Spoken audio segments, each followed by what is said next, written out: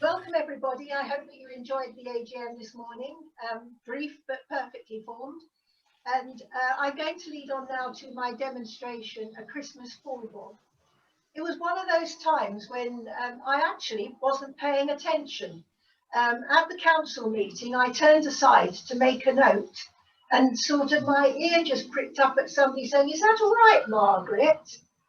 And you can't hear the laughter, of course, but there would have been, because I had agreed to doing this demonstration.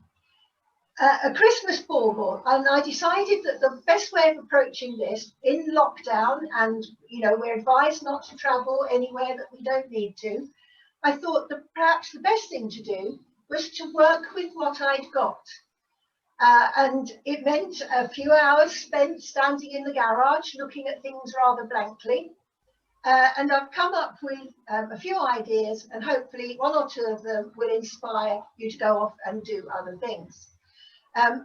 My first thought was that in 2 Sundays' time, we start the season of Advent.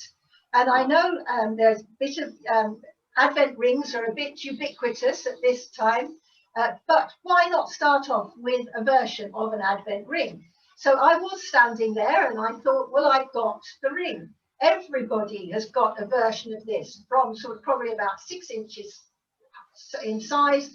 This one is a 16-inch ring, and I'm going to use one of those that can go on the floor. Isn't it lovely when you can demonstrate when there's a whole area that nobody can see? So I then thought, I've got the basket, an absolutely beautiful basket. It was given to me by a previous chairman of our flower club who had just come back from holiday somewhere very exotic. And a young lad of about 9 years old had woven this from a palm leaf in front of her. And I thought, I very, very rarely ever use these, but I could see it coming into being. And then my next thought was, for the Golden Girls demonstration that I did with Pearl Frost and Lilias Hoskins to raise funds for Coventry, I invested in this rather lovely gold container. It's actually brass, or probably tin. It's probably tin with a gold finish to it. So how can I put those together? So I have here another version, which I have sort of pre-prepared, but if I turn it up, you'll see that I've got a larger version of that basket in the centre, and it's just exactly the same kind of ring as I've just shown you, which I have soaked, left to drain for a bit so that it's not too soggy, and I've chamfered the edges of the ring itself. And then all the way around, I've put 3 clumps of foliage, mixing variegated and plain. I've got a skimmia. You probably can't see it on your screen, but I love this skimmia, but it's growing in soil that it doesn't like. It probably needs feeding, but I love the fact that it comes up with slightly white edges and splodges on it. Next to that is a variegated ivy, then the Ilex aquifolium, and then a conifer that's great because it comes up growing over like that, which means you can actually almost fold it over the edges of the foam. So we've got 3 lovely clumps there of various foliages with the basket in the middle. And into that, I'm just simply going to put some flowers. I'm going to try with this demonstration to be as quick as possible. So some things are already prepared, others are not. But I did think I would keep the colour palette fairly quiet, because Advent isn't a time of the year to go splashing all the colour. So I am going to use this absolutely beautiful green rose. Isn't that scrumptious? I don't know if there's a word for it, because it's got so many beautiful, beautiful petals, and I think of it as petaliferous. It's just got so many scrumptious petals. So I'm going to put some groups of roses in and around here, trying to keep them fairly tight. I've also probably not gone frantically way out on all of my, so doing too much in the way of contemporary designs. It's not particularly my forte. There are people who are brilliant at it. When you saw Jane's demonstration, she epitomises everything that is just good about contemporary work. So I'm going to work with what I know. But these roses, oh, they're to die for. They are just so, so gorgeous. Look at that. I don't actually know the name of this rose. I ordered the flowers from my local florist. They are just so kind to me down at By Stevens. But yesterday I got an email message to say that because of the COVID requirements, I couldn't go into the shop, and the easiest thing for me to do was they boxed all my flowers up ready for me, and I could just go and collect them. So whereas normally we would sit and have a chat about what names and so on, I didn't really get that opportunity. Although I think in common with quite a lot of florists, when I ask the names of some things, there's not so much with this florist, but with my previous one, I used to say, what's the name of that? And they'd say Pinkyitis, or just some made up name, because they didn't know and the market didn't know.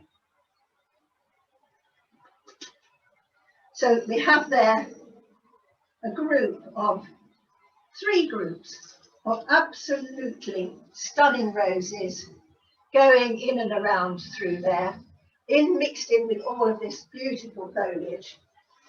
And again, with knowing that you can't see things, all sorts of things are going to go on the floor behind me.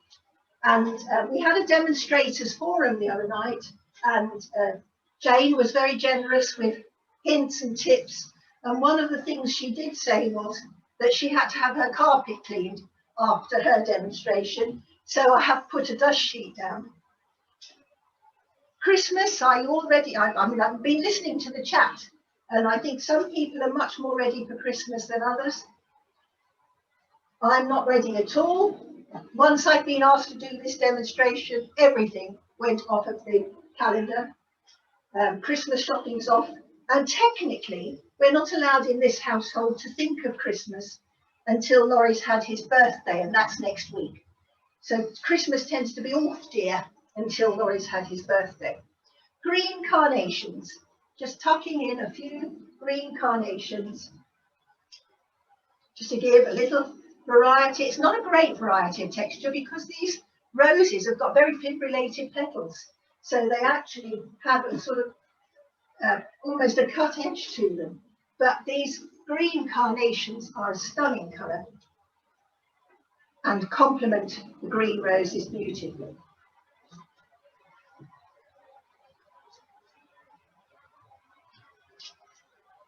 Of course, one of the things you have to remember with Christmas is it's still on the statute books that you mustn't, when you go to church on Sunday morning, it's still on the statute books that it's illegal to go there in your carriage. In order that everybody should be equal on or around Christmas time, the masters and mistresses were supposed to walk to church with everybody else. But of course, they probably lived a lot closer to their churches in those days. So little groups, threading them in and through this very pretty foliage. And they gave me an extra one. It's always tricky when you're a demonstrator, when you actually find there's something extra in your box, because you tend to have a very slight mental image of where everything should go. It doesn't always work out like that. But I am just going to save 1, 2, and a rose. You'll see why in just a moment. But I'm just looking at that thinking, now have I got any spaces? And I did think to myself, it needs perhaps another dark leaf. And I noticed my rubus was growing quite well. So I cut one end. I cut an end. Where's the end gone? I cut an end and gave it a pull, and it just kept coming. And normally at a demonstration, of course, I'd be saying if anybody would like to take the odd bit home, they are welcome to it. But of course, today that doesn't apply. But putting in just a few plain leaves just gives it an extra variation in the texture. The rubus is such a friend to us, but of course is perhaps known by many gardeners as a little bit of a thug. And I think it's almost like thug is an alternative word for weed. You know, we use the word thug when perhaps we shouldn't be doing it, because if we planted it, it meant that at some stage we wanted it. But three little groups of these beautiful, beautiful rubus leaves in and around the roses. Does help to soften the edge of this gold dish.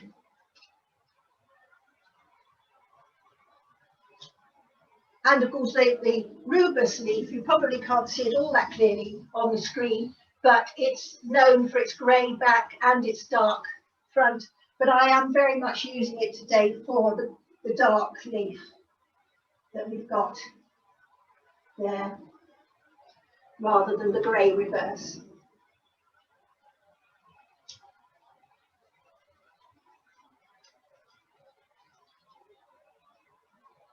So we are nearly done on the flowers.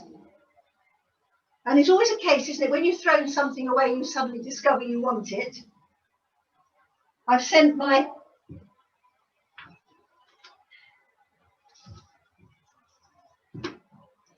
little basket spinning away, but I actually remembered then that I did want to keep it. And I'm popping it inside that other basket that I've got there. So we've actually got a double ring of baskets on the inside there. Let me just spin that round so that you can see all of these flowers.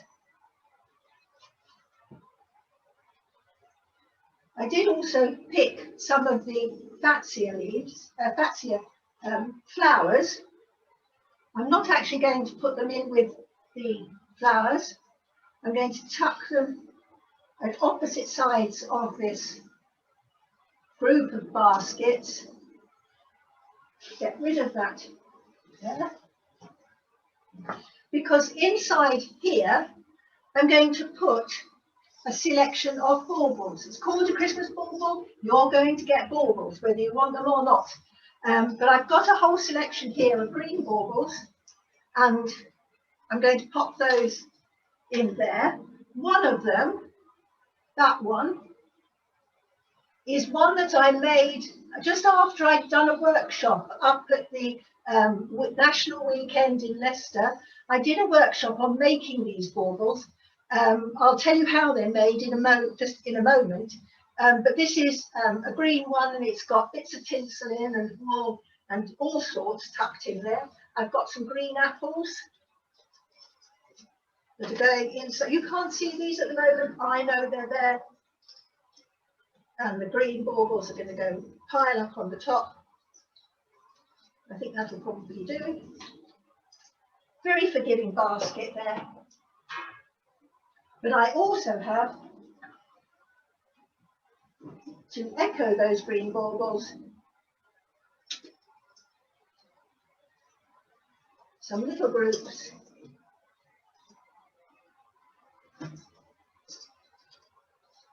that I've wired. They're just still on their wires that you would attach to the Christmas tree, but then I've wired them onto barbecue skewers, and I'm going to place them at slightly different heights so that you can see them through the design, going through the design. I've also cut some limes, cut them in half so that you can see the top edge, and those can go in and through the foliages. That's what my mother used to call draw your juices. Every time anybody ever cut a lime or a lemon or an orange, my mother always used to hold her neck and say, "Ooh, that draws your juices." And all of those of you out there who I heard in the interval pouring yourselves something long and liquid could have been doing with these in your gins. So a few lines in there. It just gives us an absolutely complete change of texture, and then some bows to make it really truly Christmassy.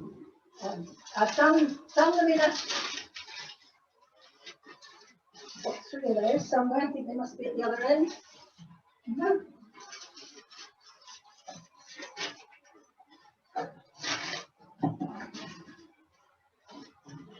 Lost my bows. Well, doesn't matter. But I am just going to tuck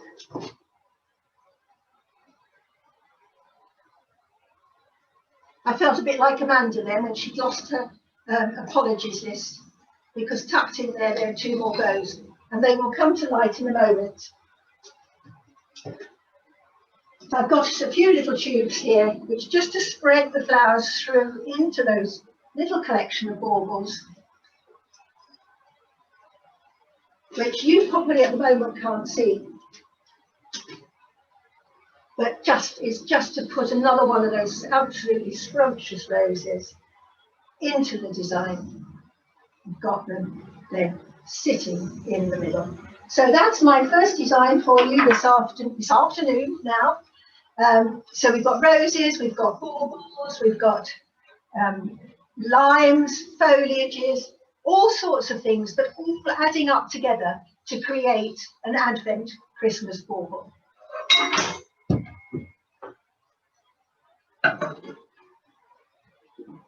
Well, that one's going to go up there, just remembered.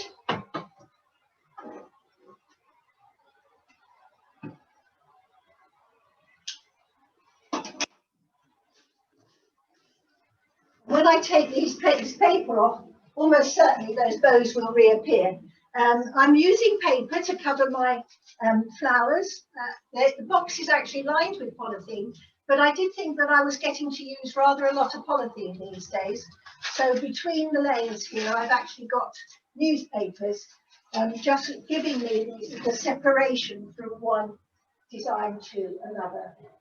The ribbon I've just used in that design is this.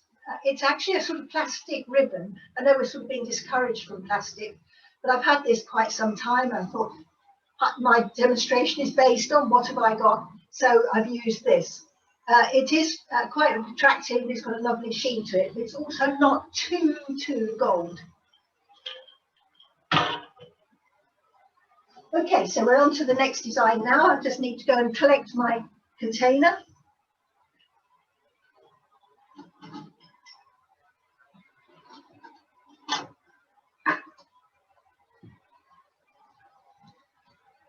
It's quite uncanny working in this room at the moment. It depends on how posh you are as to what this room is.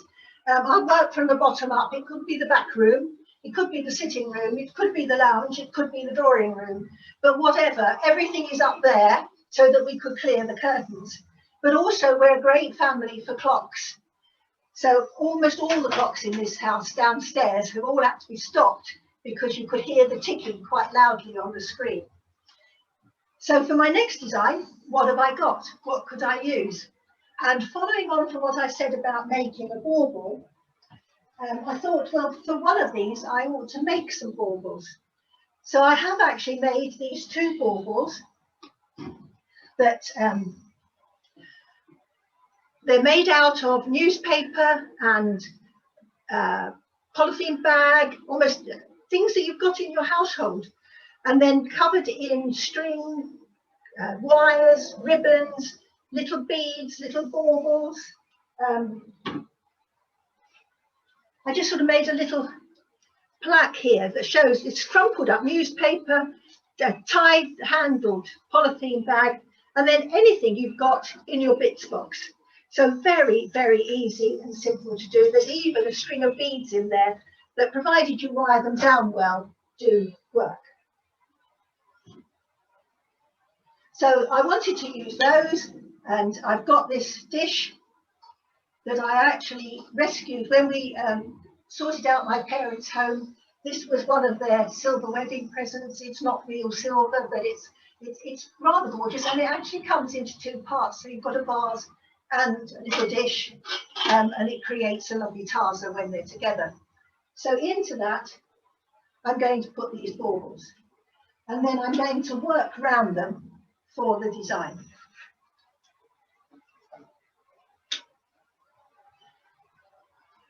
And those, they're so simple to make. It just almost defies the amount of work that you've done going around your bits box collecting everything. And secondly, this design was inspired by having one and a bit of these pieces of glitter left from last year. I did two big open demonstrations down near the south coast, and invested in quite a bit of Christmassy glitter bits and pieces. And I just loved that. I thought it was beautiful. But we are great cannibalizers of things, aren't we? And we chop them around. So I'm going to chop this one around just a little bit to just narrow it down a little. Don't think we need all of them off. And then the best thing to do always with this sort of thing is just to wiggle it and wobble it, and eventually it breaks. Wiggle and wobble is a good flower arranging term. Just come to terms with it, because once you've heard it, you'll use it a lot. And then I'm going to have that coming out over on one side. I was very conscious with this particular design. I was very conscious that if we're not careful, it'll disappear against the curtains. So although I wasn't going to put greenery in, I am going to add some, because it'll help to show the paler colours up against my yellow curtains.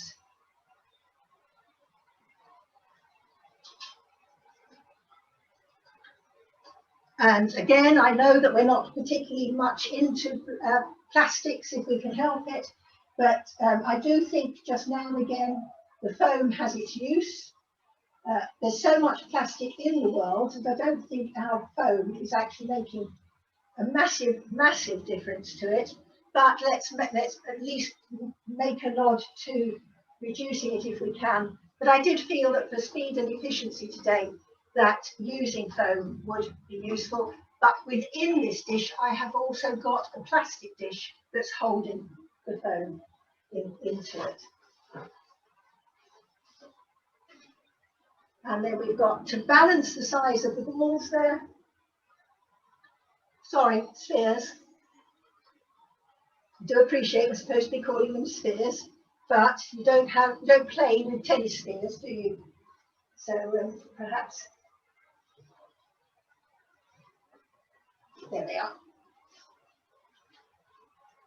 I'm still surprised that those bows haven't turned up.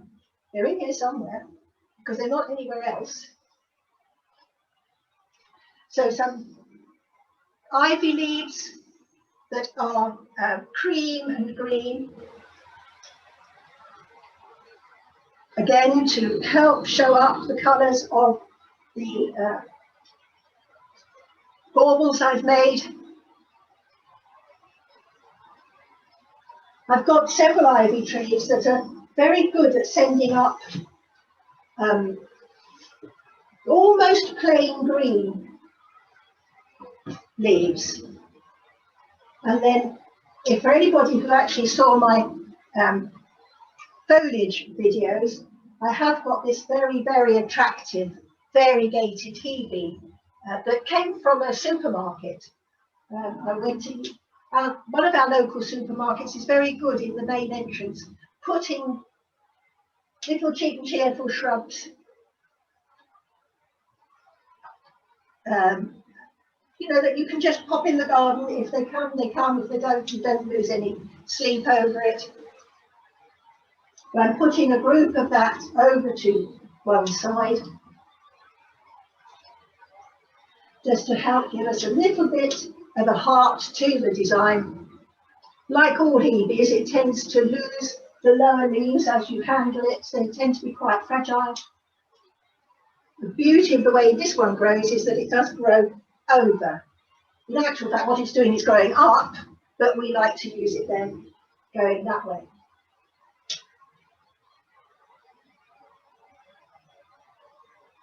So not particularly Christmas foliages in this particular design.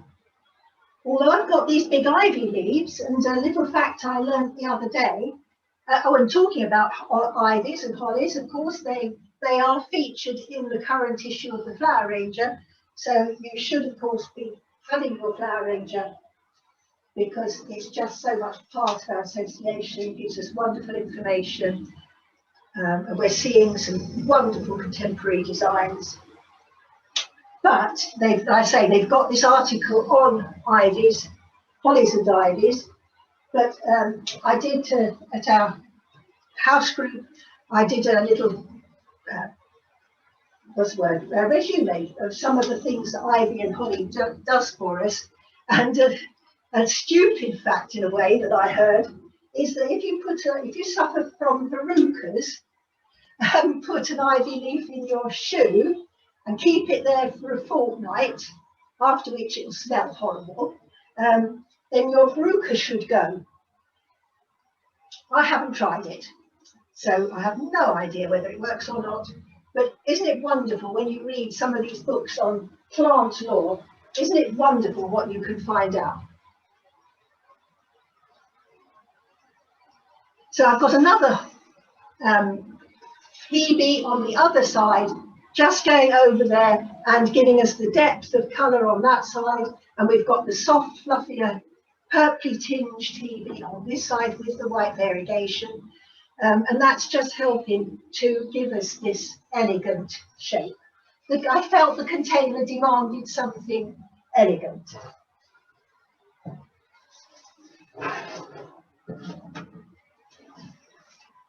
And then into that, a beautiful dendrobium orchid, which I'm going to use initially to give us wonderful, wonderful flow. We like flow. Flow has been with us for a long time, and that it helps to add rhythm into your design.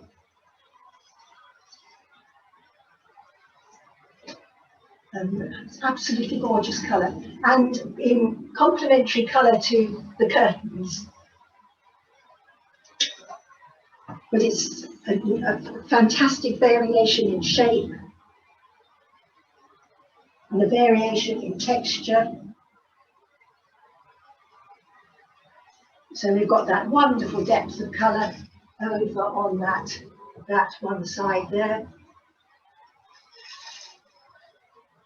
And I've got two more that will come a little bit shorter and go on this slightly heavier side.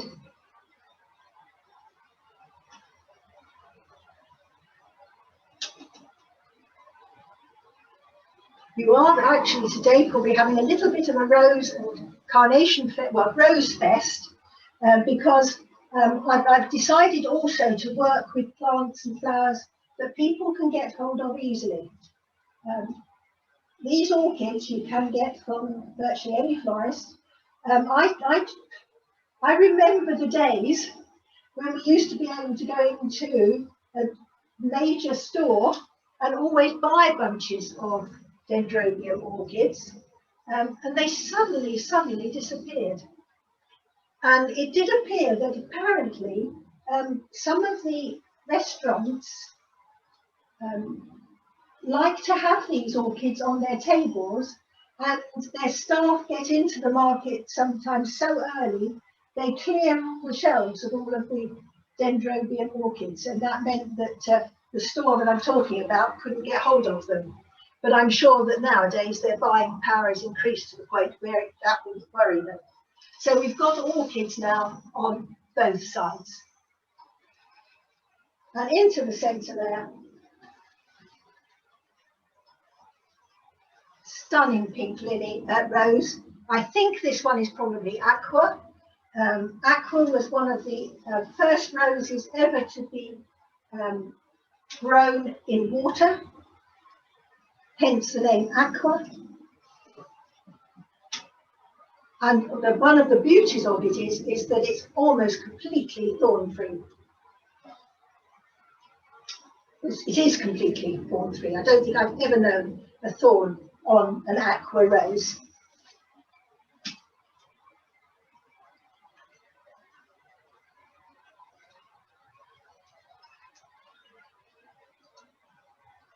We definitely have had our wings clipped this year, haven't we? It's been very strange. No doubt eventually we will get back to normal.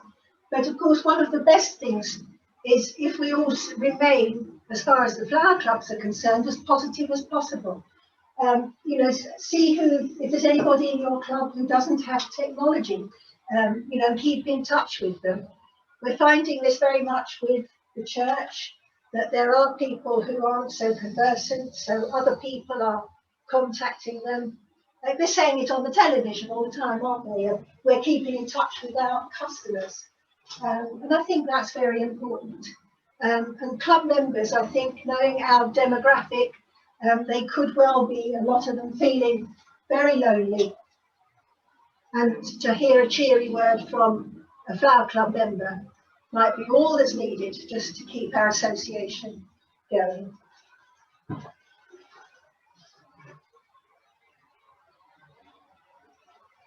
And I'm going to take one more little lure. Oh, these are absolutely beautiful. Look at all those beautiful, beautiful petals.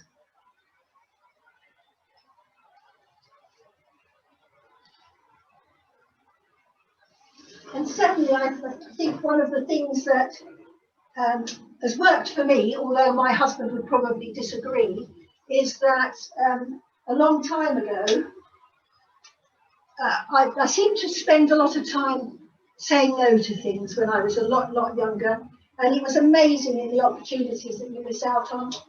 It's not always possible for people to do things, but just saying yes every now and again makes such a difference. If I hadn't have said yes all those years ago, I would never have arranged in Canterbury Cathedral. I'd never have been chairman of the show committee. I would never even have been area secretary and all of those sorts of things. And they just open up such wonderful opportunities. And the beauty of things like the flower arranging officer and you know, the area secretaries, because you get to know people, and I'm nosy and I like to know who's who and who's doing what. I'm just tucking in a few pieces of viburnum tinus, and I've picked that because it's got a slightly pinky bud to it.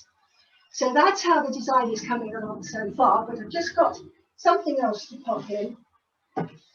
Another flower, which I'm going to put in fairly quickly, because we're just a little bit nice and flat and neat at the moment.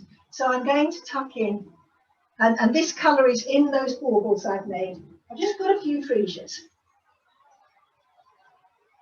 And they break up the solid look of the roses, linking with that stunning purple dendrobium orchid.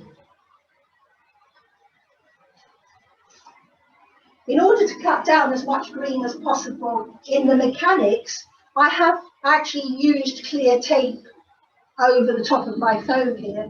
It does help to just lose another mechanic that you might possibly have to try and hide.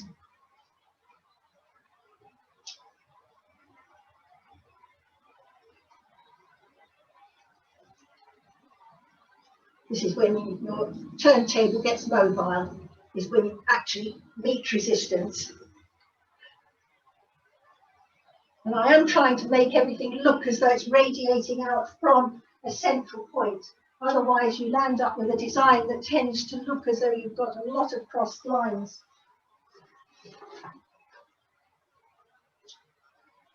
And we need to bring a little bit of that colour a little further out.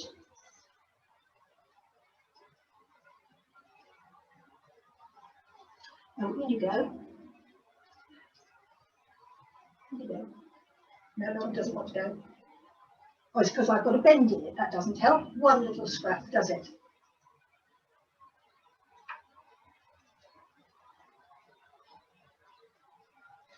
That's better.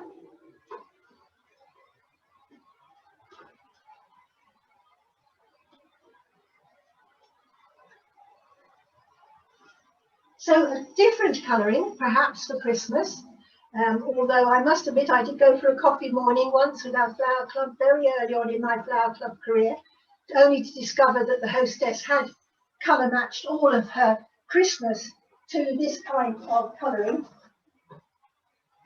which was something at the time I had never seen.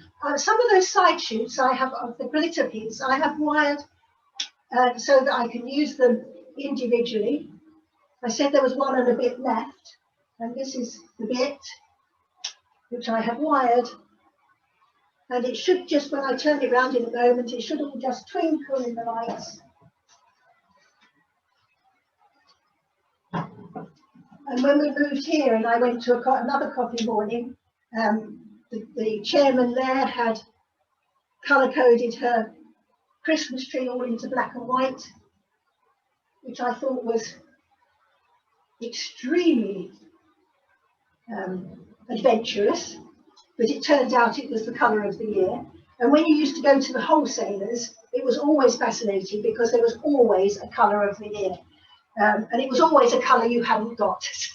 So that's my second design for you on a Christmas bauble, and that's with my homemade baubles recessed into the centre.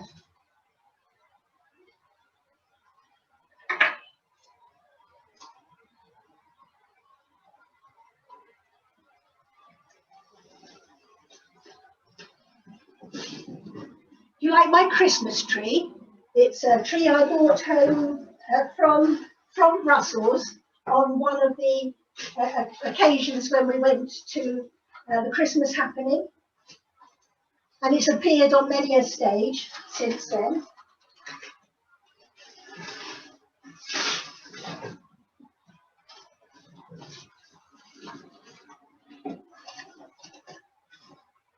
Still haven't found my bows. Let me just pop that down there. Now for my next design.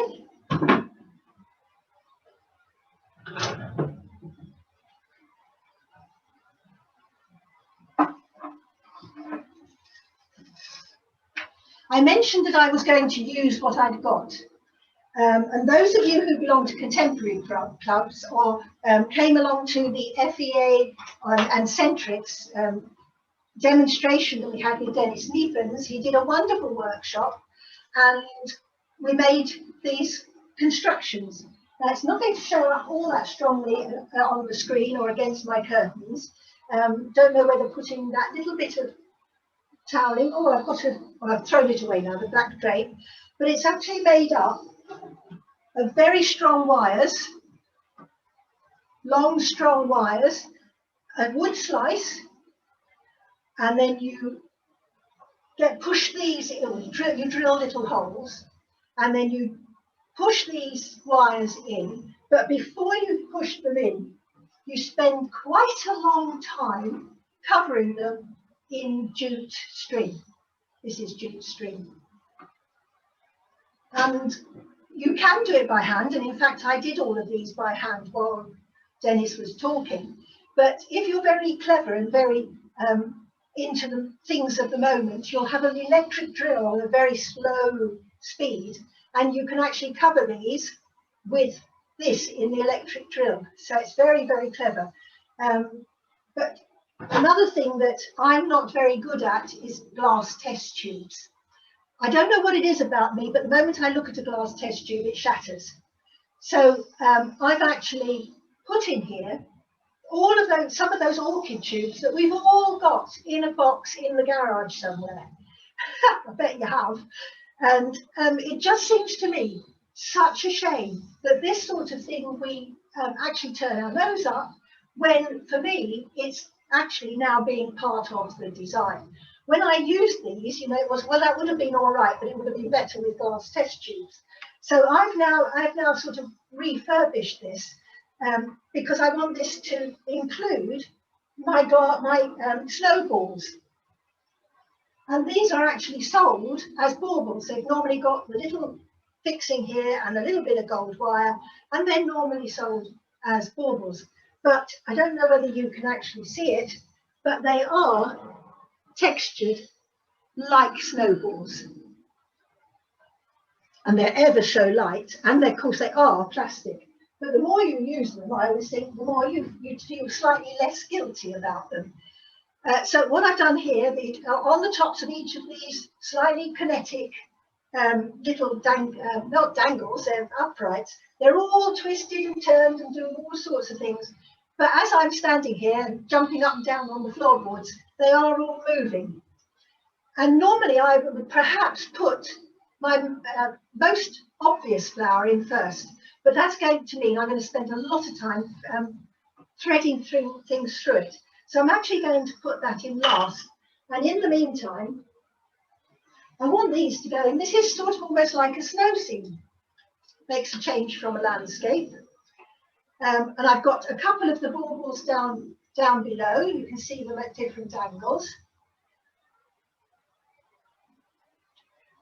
Well, there should be one is going missing. It's going missing in this box. It was so carefully packed. 1, 2, 3, 4. Yeah, it'll come to light in a moment. But I want this very much to be green and white, or white. But I did think that a little touch of green would also help to give emphasis to the white. Now, you might be wondering what's all over the ground floor here. This is a wood slice, as you can see, and it normally would have the wood showing. But I've actually covered it in cotton wool to look like snow. And of course, cotton wool is natural plant material. So I feel as though we've done something that's on the list of accepted things to do. This is a beautiful laurel. It's variegated green and white. It's called Marble Hill White. And in the days that some of you may remember when we were fundraising for Coventry, Diane Everton, who was here earlier, don't know if she's still here now, but Diane Everton ran a plant stall, and on it I bought a plant of this Marble Hill White that was only that size. It's now at the stage where it's beginning to slightly run away with me, but I love it to bits, and of course it's a very fond memory. But isn't it great when we get involved in things like that? It's very, very hard work, but it's a brief moment of hard work. I mean, Pat Broughton, bless her cotton socks, she was magic as the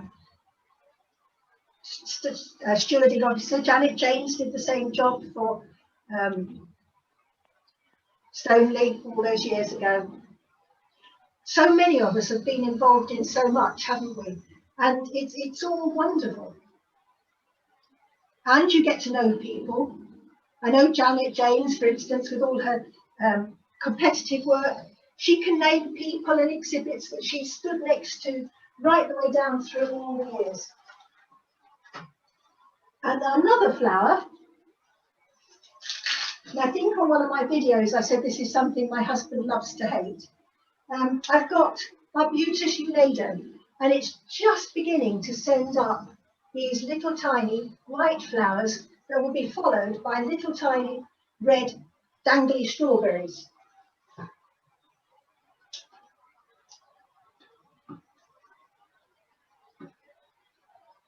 So I'm not really, you can see I'm not really arranging. These tubes are sort of lending themselves to me putting things in on a fairly casual basis. and try and sort of mix them in with the snowballs. But putting the green in has just relieved the very stark whiteness of this design. I've also got some flowery snowballs in that I've got some wonderful big and fluffy carnations. I wanted to make this my top point, so I'm not letting any of these flowers and foliages come up too high.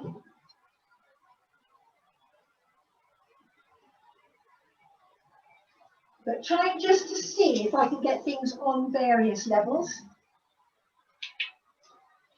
And all of these little files have all got these orchid files have all got a little bit of water in, just keeping my fingers crossed that I haven't overfilled them, because of course every stem you put in you're displacing a little bit more water, aren't you?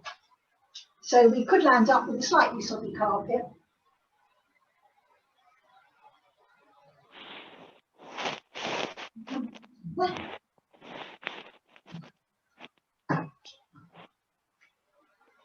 I don't think it's a lot for you to see. Just turn it round. It does vary in view from one side to the other. We've got one more here.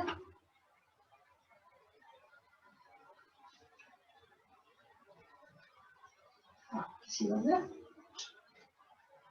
One can pop in there.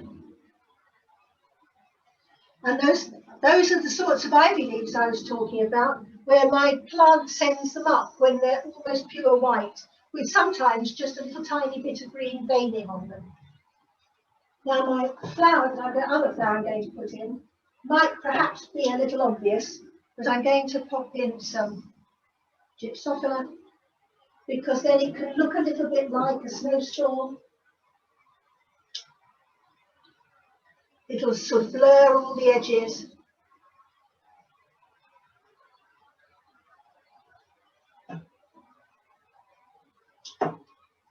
I like this Gypsophila Million Stars. I prefer it to what I would call the old-fashioned Gypsophila. Doesn't tend to tangle quite so much.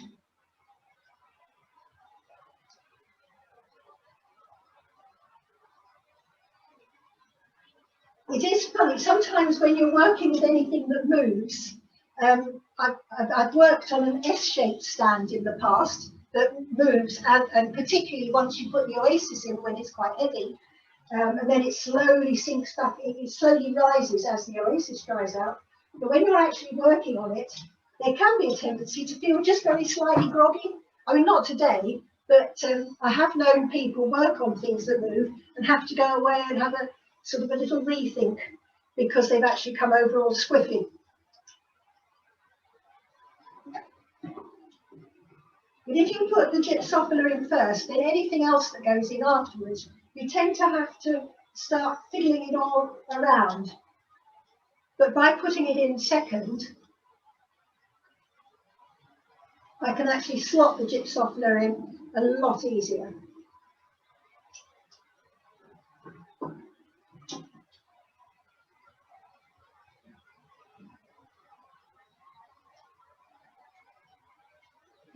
One of the things that my husband's quite keen on, and I never came across until I married him, was the concept of Christmas lists. And in our family, when we were growing up, and I'm sure in his as well, but so when the Christmas lists came in, I don't know. But when I first married him, or in our family, I was saying, you got what you got, school friend annual, a tangerine, probably a chocolate orange of some kind, although I'm not sure if Terry's chocolate orange was around then. And you were thrilled to bits with everything, even though every stocking every year looked roughly the same from the year before. But when I married Laurie, we got married in September, he had his birthday in November, and the next thing I knew was that he was asking me what did I want on my Christmas list. I hadn't really got any idea what he was talking about.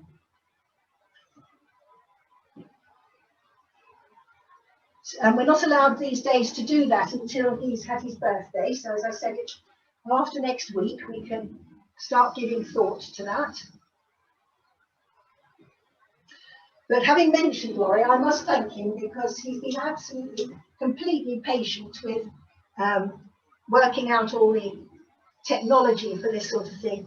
And I couldn't have done area chairman or anything like that. When I was asked to be area secretary, I was asked to do show committee secretary to Stoneleigh in the same week. And I consulted, and Laurie said, yes, you can do it. He said, I'll help, but only if you become computer literate. So there was a very quick learning curve, because up till then all I'd done was to play some sort of chase the mouse game or squirrels or something on the computer. And so he set me up with computers and things, and has been an absolute gem since. I am now putting in some snowberries. Aren't they absolutely gorgeous? And just seem so appropriate for what we were doing. They did promise some snow for the end of, I thought, last week, which didn't come, unless some of you know better. But I don't seem to have seen any yet. So those snowballs have sort of disappeared down inside there. But they've given us a firm foundation, a bit of solidity to this design, which could otherwise be very, very airy-fairy. Dropping snowberries down below on the carpet here is not a good idea, and now I'm glad I've put a dust sheet down, because they are just the sort of thing that can get squished into the carpet. So there we have my third design for you this afternoon, and this really was based on this wonderful structure that I'd had sitting in the garage since we did the Dennis Neepens workshop.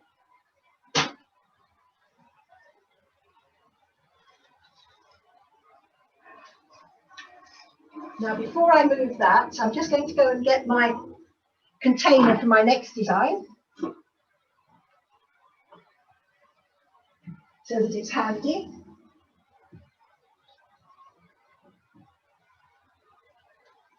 Because that's going down there.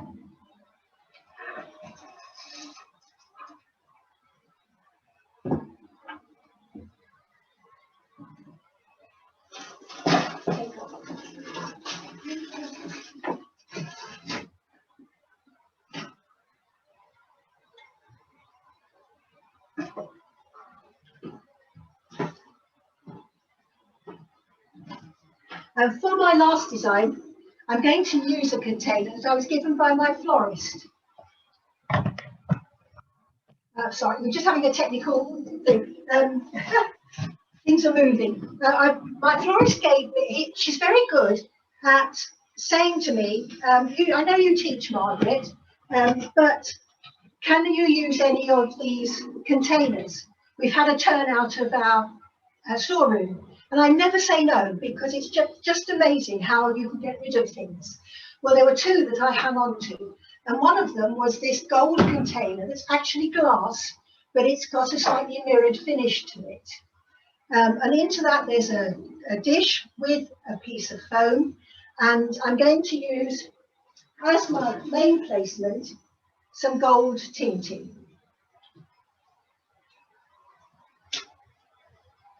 As I want to achieve a little bit of height, but without necessarily using lots of green foliage.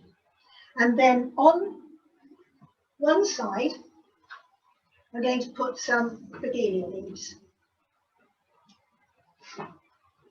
Are these wonderful? And haven't they done well this year?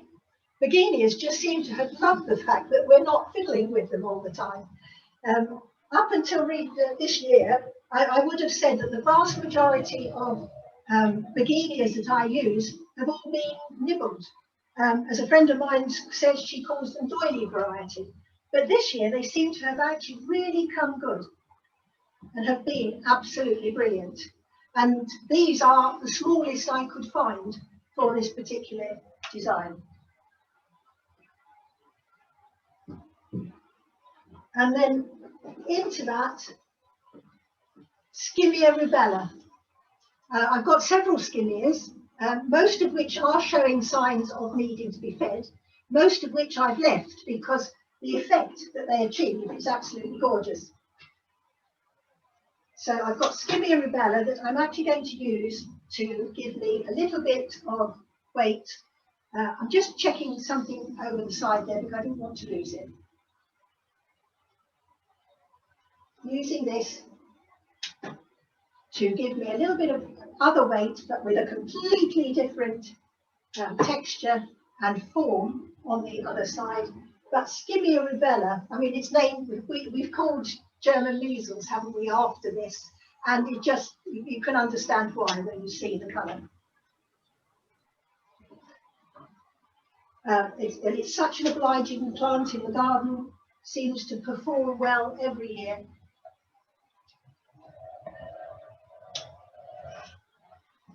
And I love the fact that it's a rosette, but it's almost like a cup-shaped rosette.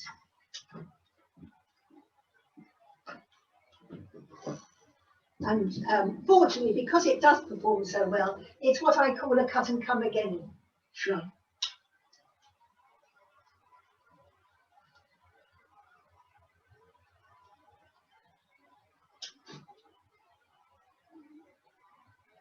I do remember when I was training to be a demonstrator seems very long time ago. One of the things that they did say was, never be afraid of a silence. Just let, every now and again things pause and have a little silence, but don't let that silence go on too long. And I can tell you, standing here talking to a screen, it's very odd, not only when you do go silent because you suddenly realise it's only you, but of course you are very conscious of the fact that you can't hear your audience. So I do know you're there, I do appreciate you being there, but it is very, very odd. Now into this, to echo the red of those Skimmia berries, I'm putting a red rose. Isn't that scrubby?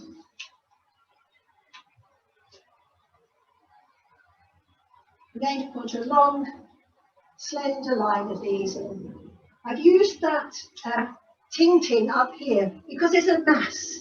You can't see it very much, but there's a mass up there which is echoing the shine and the size of the container down below.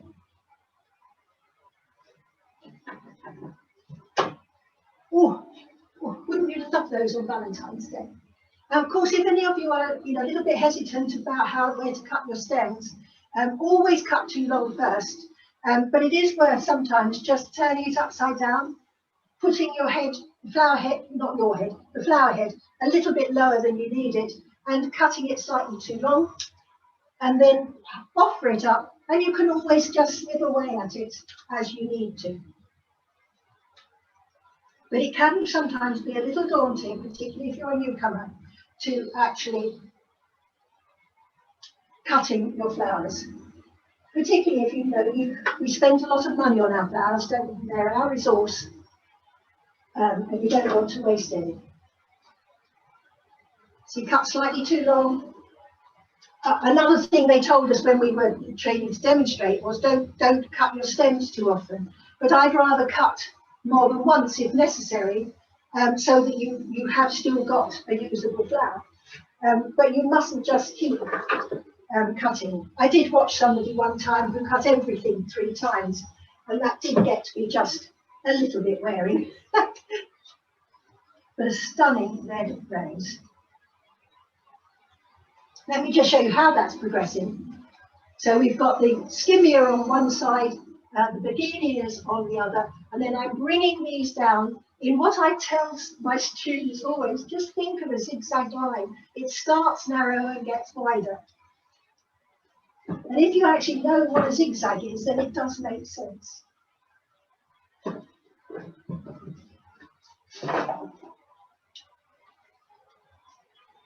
But you do need to get it back to the front so that you know where you're going. There's one there that's absolutely open divinely.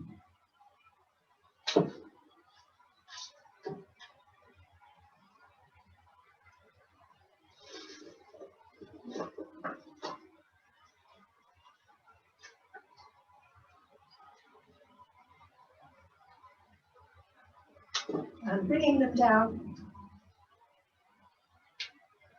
A little bit of a line out to that side.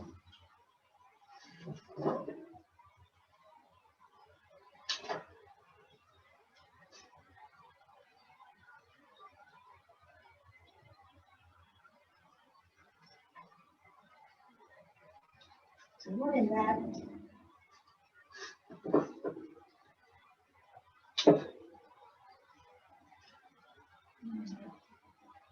Right, last one, I think. Let me just double check.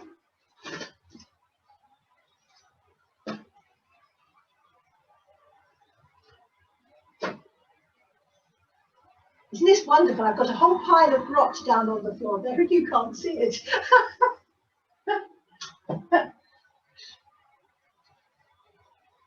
Because usually we're sort of trying to work neatly and tidily and get everything in the right place. I'm going to swap those two round.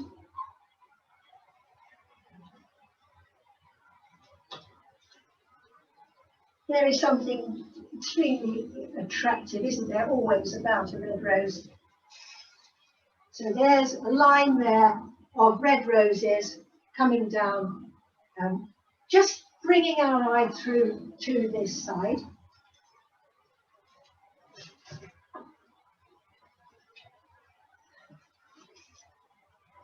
I've now got an orchid. Beautiful. I picked it because it's got this wonderful maroon and this almost juice drawing lime green flowers to it.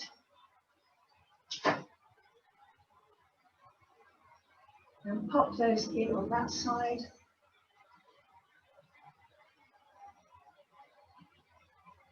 They are quite heavy, hence that we chop them down so that they do slightly more than just the single solid stem. I'm going to break up that mass now with something else.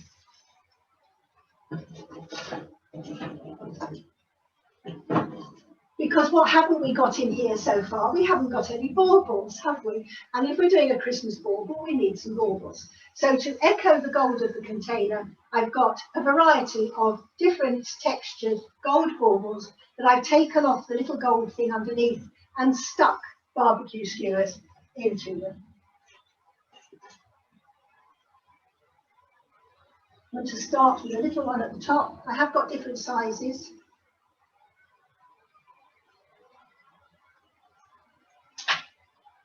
So that we can actually bring that theme through the design with something that's got just a little bit of oomph to it.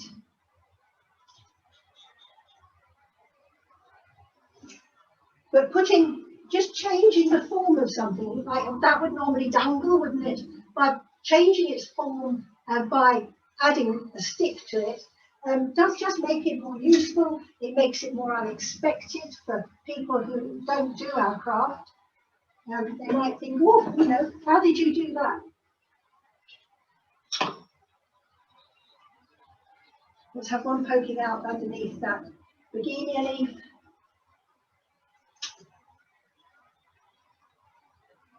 I'm going to take one over there. Two left. I'm going to take one through there so that you can see it through.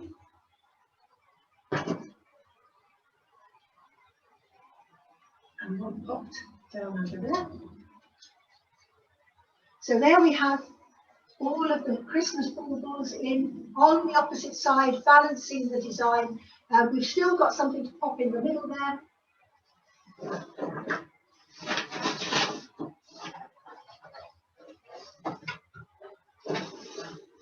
I obviously didn't pack this box as well as I thought I had because there's two bows still missing. So they're around somewhere. They'll come to light and I'll pop them in for in a moment.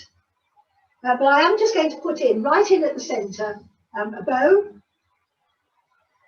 This is just the ordinary bow where you cross the thing over and make a loop and then bring the ends together. It's wired ribbon, which means you can do almost anything with it.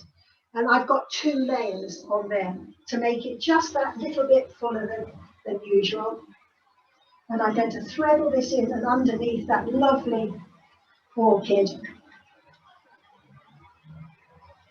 so that we've got a lovely, really good sort of jazzy bow tucked in right at the centre there. And before I sort of finish it off, that's what I call it, to finish it off with, I've got a couple of pieces of variegated holly. I knew I'd bought something for that. Holly is interesting, isn't it? Again, in the Flower Ranger, it'll tell you all about all the different things that are associated with holly. And one of the ones that I quite like, because quite often when you go down country lanes, you'll see hollies poking up above the hedge. And the country folk always believed that it was unlucky to cut hollies, so they would go along and trim all their hedges, but would leave the hollies. It's interesting, actually, somebody along the road from us has done exactly the same thing, got a hawthorn hedge and then lollipops of holly popping up above. And I've got one more piece of holly to go, and then we are done. I'm going to tuck that in and around those 2 baubles there. And I'm going to just drop my box down, which I'll try and sort of put it as low as possible, because I'm going to turn that round for you to see, but I just hold on for one moment because I need to move it to one side. And so remove my turntable.